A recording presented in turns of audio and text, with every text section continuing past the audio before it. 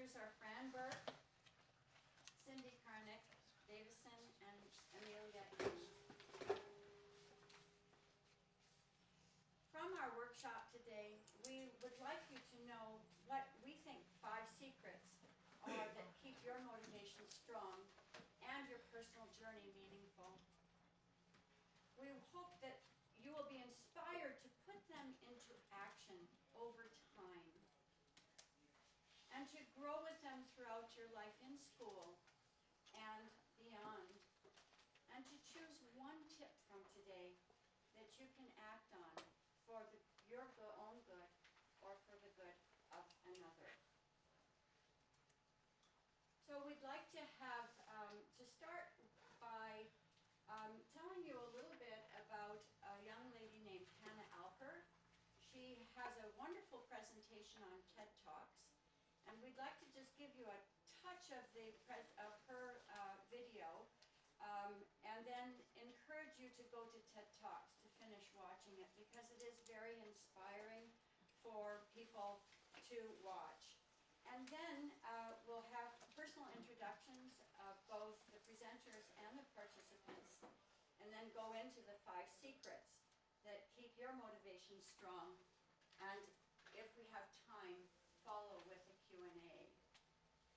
So we'd like, as you have an opportunity to watch the video, How to Find Your Spark by Hannah Alper, that when you are watching it, that you see who the most powerful person in Hannah's life is.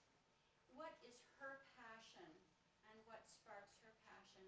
And we're hoping that by watching that you will be inspired to find your own passion, if that is something you are looking for at this time. So I'm going to just play a very quick minute of this, and so that you can see who Hannah is. She's a young girl from Ottawa, and I'm going to sync this, and it will just be a minute. Oops.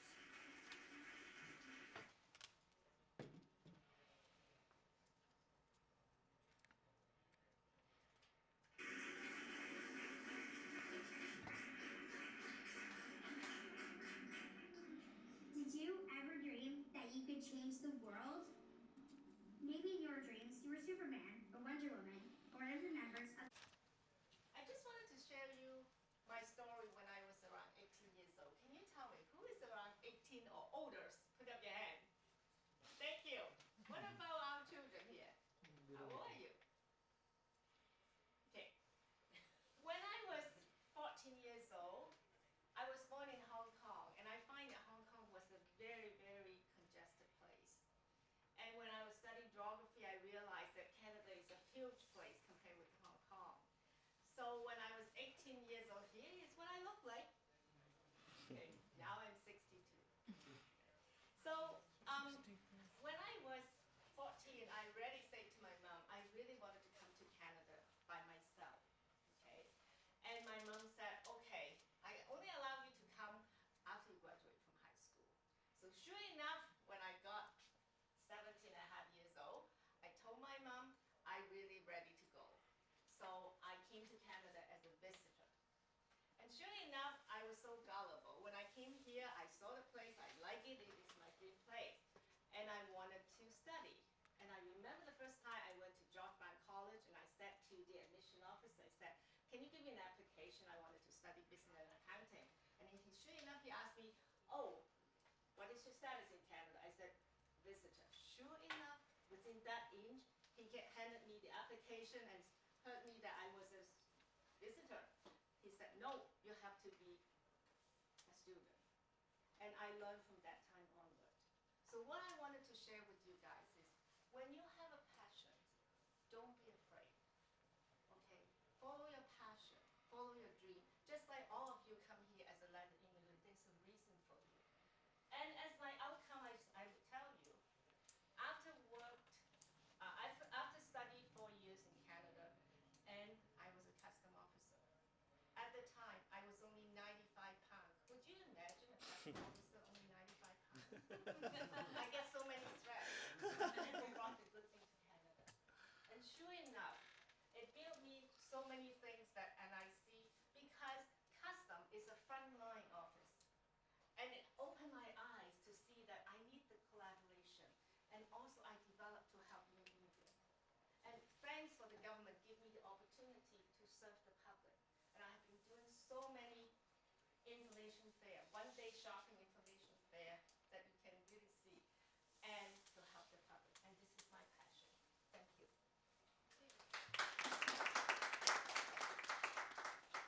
Hello, everybody. My name is Cindy Davison. I've been teaching for 30 years. And for me, my greatest passion and my spark is to help people of any age, whether young or older, to find what makes their heart sing, to find what will help inspire them along their journey, to build and make them feel confident in that journey, and to know that everybody really can find happiness, find confidence, and find their way in the most exciting and passionate of ways, as long as we also remember that often we need to take other people along with us on that journey. So we're taking you on that journey with us today. Thank you so much for being here. My name is Fran Burke. My passion is lifelong learning. I love to learn, to find out how I can improve who I am in my spiritual, mental, physical, and emotional life, and to share that with the people with whom I come into contact. I worked as a guidance counselor teacher in a secondary school for 24 years, and I'm currently the author of the upcoming book, How to End Exam Anxiety, for parents, teachers, and students. And I still continue to have a passion to make a difference in the world. Thank you. Oops, so our next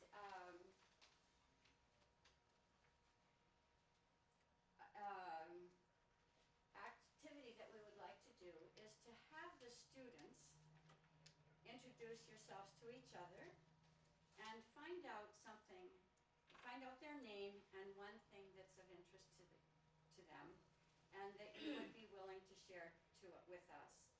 And while we're doing that, if we could have the parents just chat amongst yourselves about why did you choose this particular topic, and how is it meaningful for you?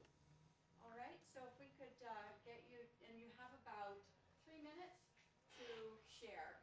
So we could and introduce yourselves. We won't get you sharing, well, yes, I guess we will get you sharing as well, what brings you here.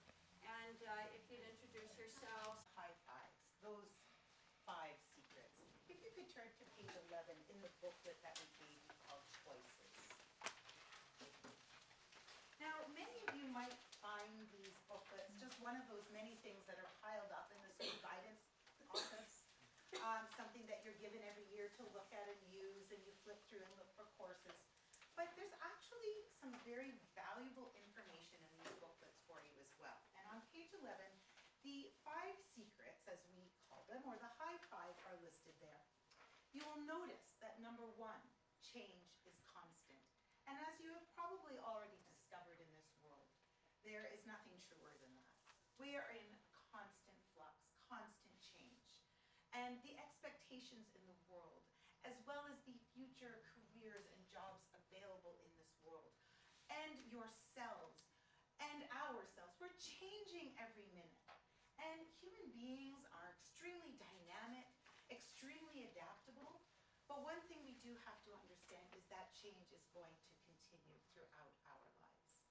Number 2, learning is ongoing, and it should be. We are all in the process of learning and should be lifelong learners, and embracing perhaps different learning and different goals along the way as we discover ourselves, our potential, our interests, and the whole world that's out there. Number 3, focus on the journey. And that is extremely important because each of our journeys are different. Our experiences, our backgrounds are different. The support networks we have are different. And so therefore, our journeys need to be created suit each and every one of us. There's no one path or one plan for everybody. Number 4, follow your heart. It is so important to make sure that you follow your interests and your passions, that you let your spark become a flame, and that you're able to take what makes your heart sing and turn that into a reality and be happy with what you do and go to every day. One of the things that I've always been truly grateful for and feel completely blessed is that when I wake up and get ready to go to work every day, it's my favorite part of the day, and I say that with deep honesty. I just love what I do, and because of that, I continue to want to do more and reinvent myself. So as long as you can take that with you in life, you are happy and you are inspired. And number 5, access your allies. The people around you, whether it be your parents, your friends, your guidance counselors, your teachers, your religious leaders, your coaches, or somebody famous who inspires you, whoever and whatever that is for you, know that we all cannot do this by ourselves. We all need to take a hand or 2 hands along the way and let them guide you. Now you can cut out that section in this book and you can stick it on your fridge. You can put it on your or into your cell phone. You can put it on your mirror and try to remember some of that as you move along and follow your journey.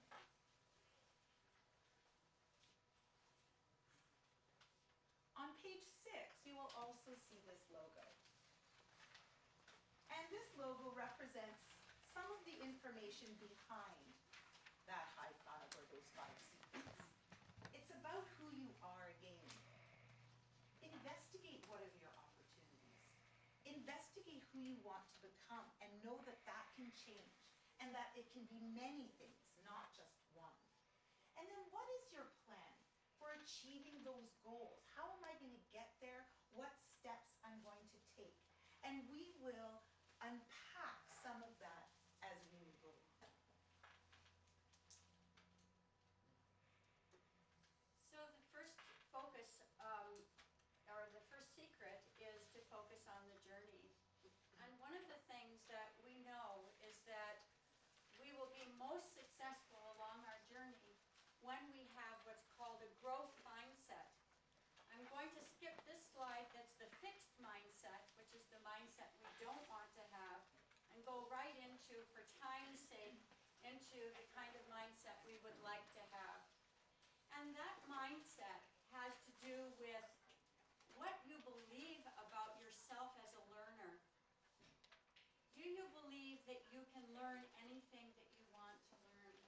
We now know that through neuroplasticity, that as long as we make an effort and are persistent, we can learn much more than was ever expected of people. IQ is not set in stone. That a person who has a growth mindset has the feeling that when they get frustrated with something that they're trying to learn, that they will persevere through that frustration until they get it. And to know that that frustration is a part of the learning process, and they're okay with that. They love to challenge themselves. They love to do things that will make them work harder and understand and challenge so that they can learn more. Another really interesting thing about people with a growth mindset is that they know that failure is not a reflection of anything that is bad about them, but to understand that when they fail, they know that they need to learn more. Right? It doesn't mean that they're a bad person. And that they will say, okay, this is what I didn't learn, or I don't know, and this is what I need to do to learn what I need to learn so that I can do better. They love people to tell them to try hard.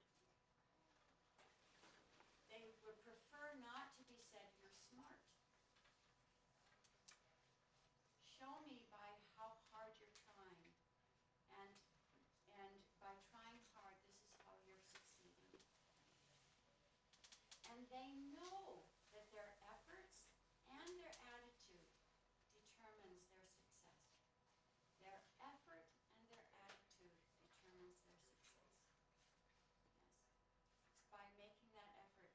And this is something that we grow into if we have not been, and this has not been nurtured in us as students. And this is something that we can grow into as we become more, take greater charge of our learning journey. Fran, Yes. what did that mean? Tell me I try harder.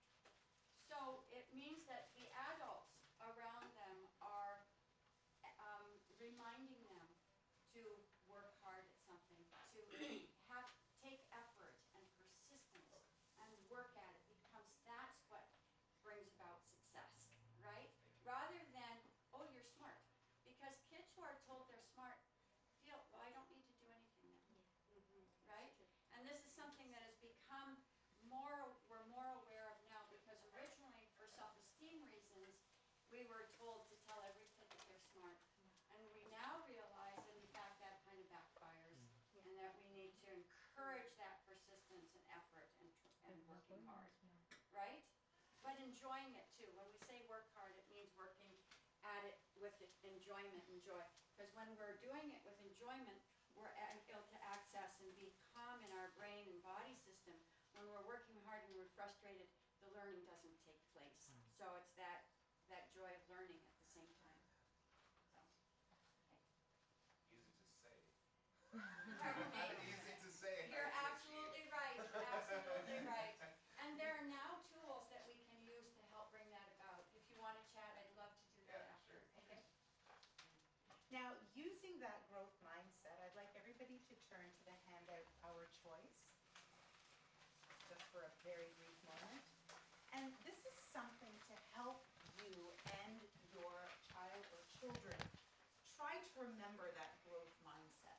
Try to not be their own judger, but instead be a learner. And what this does is it tells you the actual words that we sometimes use with ourselves and how to switch that way of looking at it and how to look at our choices in a much more positive way. So if you turn to the back of that page as well, it actually gives you statements and questions based on what the learner is going to do, or the person with the growth mindset, and what the judger or the person with the fixed mindset might say or might do. And then just a tiny little switch is going to change that self-talk and that thinking around, which I will address further in a moment. Another really significant and important thing to do is have a plan in mind. If you look at this handout called My Goal Map, what it does is it shows that many small steps along the way can create what you need to get over and climb the giant mountain. You're going to need people to take with you along the way. So you're going to tell people about your goals. You're going to tell people about your passions and your inspirations. And you're going to let them help you carry those forward. You're going to create some small goals along the way, because every tiny little step forward is actually going to take you further along your journey. And then every little step forward creates the way to access and achieve that larger goal. And then always remember that you can't do it alone, that you need to access those around you, whether they be your teachers, your guidance counselors, your parents, your friends, your coaches, your religious leaders, whoever in your life that you trust, that you value their opinions.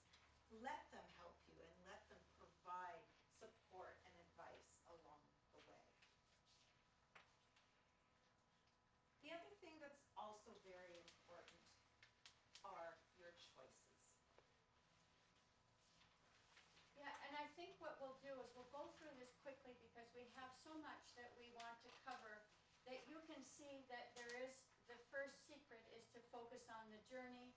We want to know that the journey requires us to make many choices along the way, and that we learn by being proactive and solution focused as we make those those choices.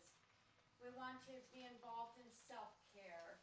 And then we also want to know that we need to be adaptable, flexible, especially in the 21st century as we move forward with all the changes that are taking place. And know that challenge or adversity is a gift from which to learn and grow. That's our first secret of motivation. The next one, I'm going to go right into it, is to follow your heart.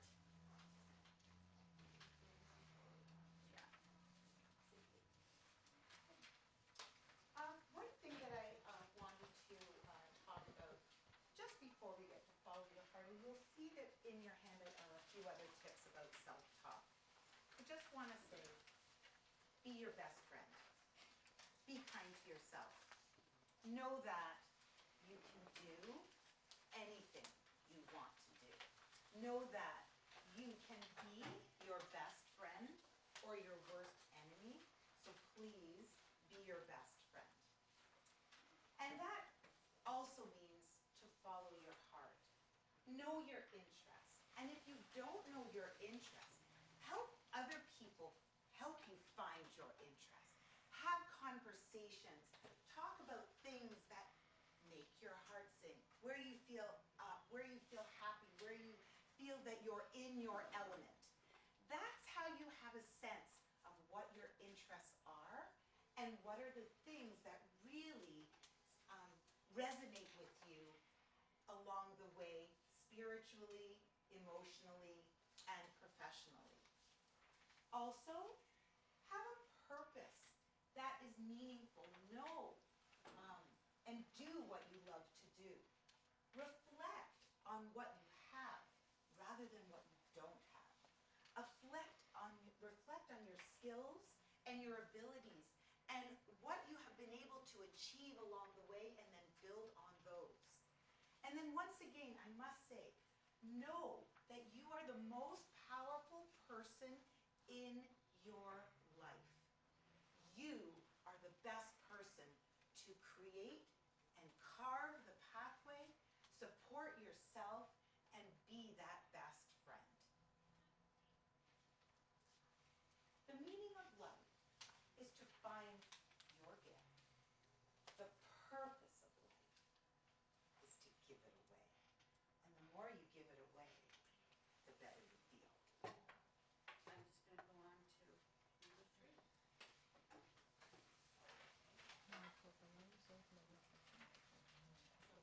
Okay, what I'm gonna do is after you talk and after Cindy and Frank talk about all these things, I only fill in the gap of what they haven't covered.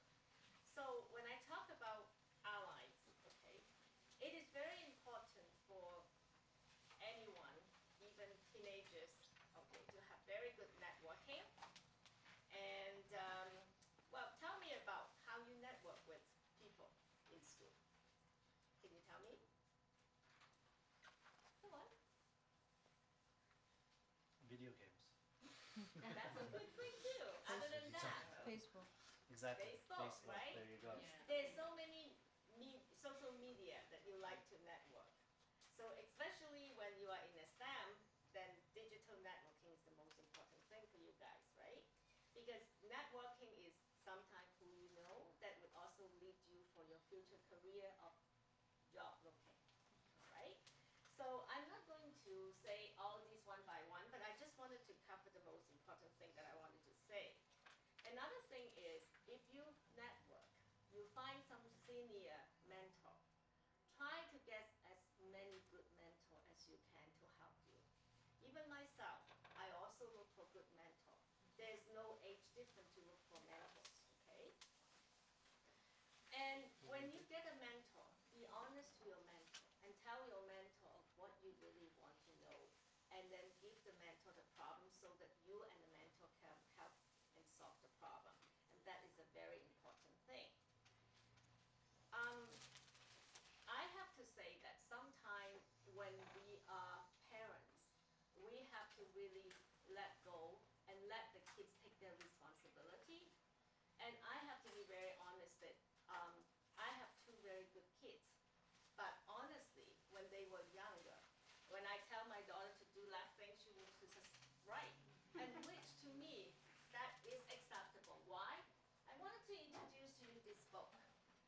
is a book telling you that girls, to be mature, has to be at the age of 25.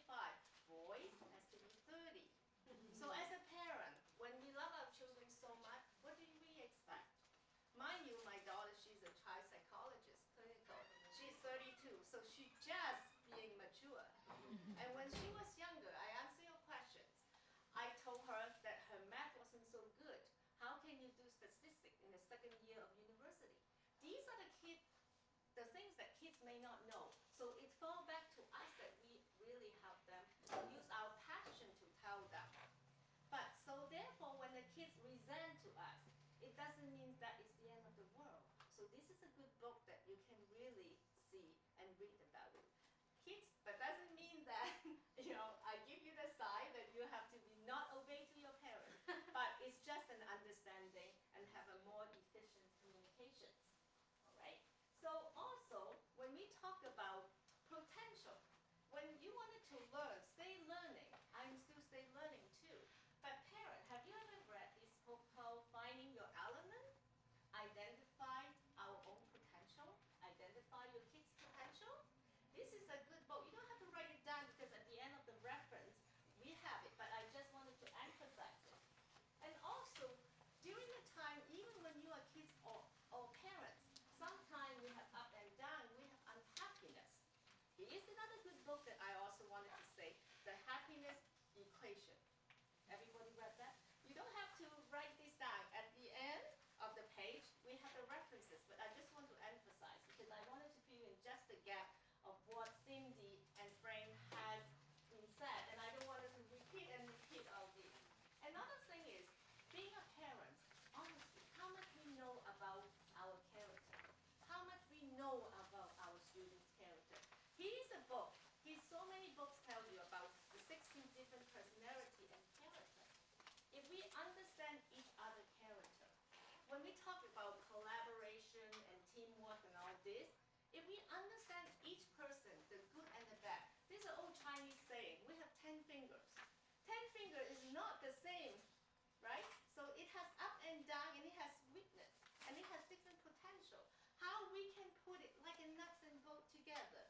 If we understand the character of different people, there are different kind of books, dimensions, color, and Myers-Briggs, and these type of books, it tell you and give you an understanding and give you a better communication skill, how you can understand your kids and how the kids would understand you. This is also a book that we have there. These are accessing your allies too. Right. Make it simple. Authors can I be don't seen want as to- allies. Yes, so this is exercise your allies. So this is what I wanted to say. This is important. And another thing I wanted to say, when we talk about 21st century learning, have any one of you watched that video, 21st learning? Any one of you? So I think now's the time to show them more than I just talked because I only fill in the gap. Okay? Thank you. How do you get your?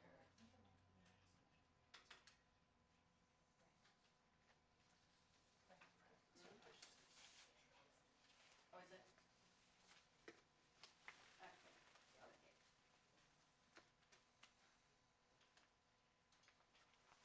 This 21st learning century video is telling us what are the new jobs is going to be in place for the old job. What are the essential transferable skills? It's not just, hey, you have to be high 98, you have to be good in math, you have to be just good in science, biology, and physics. But these are the transferable skills. Are you ready? Ready. Thank you. Oh. Sorry. I have to start over. This is That's okay. Just need some practice. Here you go. You go. This is called being. I'm not skilled at this as you can tell. That's okay. It's okay. Engaged population is increasing list of number one. Have any of the student here watched this video before?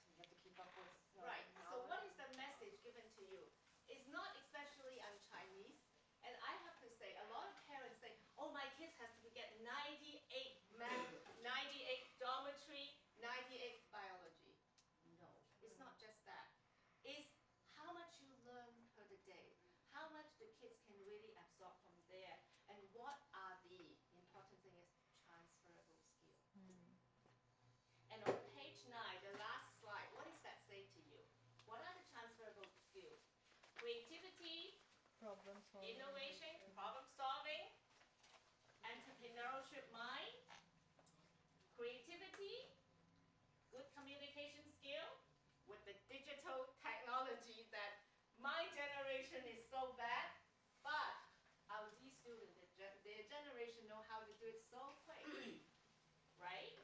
So these are the things that being a parent and being a kid, these are the things they should be looking at. More so than just, oh, I have to get 98 average for everything. Does it make sense? No. If your kids has this, you won't have so much worry. Worry is not a good sign. It's put things in action. And underneath to kind of help your children and have a good communication with them. Because I see a lot of parents that they say, oh, my kids are not good in science, or my kids are not good in this and that. But how do you support them? Before the kids had something that they are not good at, as a parent, we are the one to support them, to have the passion to help them. And also sometimes we also have to bite our tongue, let them fall. And this is also, if you don't let the kids fall, they don't know the pain, because you always do things for them, and they don't take possession of their learning, and they don't take responsibility. And this is very true from what I have taught, and I have taught my kids, and I have done it when I come to the country. Okay, do you want to go right to the slide, the 24 future industries? Yes. You want to go there?